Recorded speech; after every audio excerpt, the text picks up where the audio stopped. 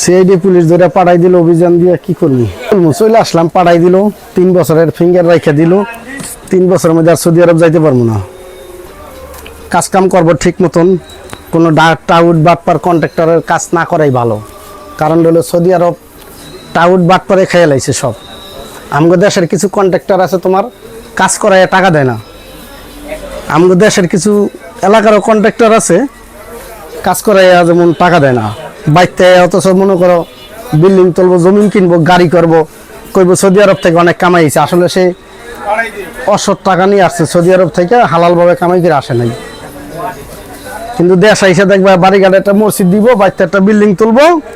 একটা গাড়ি কিনবো কইবো সৌদি আরব থেকে পোলায় অনেক টাকা কামাই করে আইছে কিন্তু আসলে তো হজ তো করছে এই পোলাহা নেই হেডিতে হজ করে তারা হজ করে মাসে মাসে কিন্তু তাদের টাকা হালাল না তার বাপ মা জিজ্ঞাসা করে না কখনো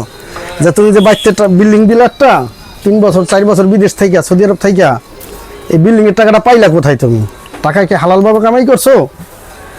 না হারামভাবে কামাই করছো বাপ মা জিজ্ঞাসা করে না তো বাপ মাই বলে আমার ছেলে কামাই করছে সৌদি আরব যাইয়া অনেক কাম করছে আসলে সে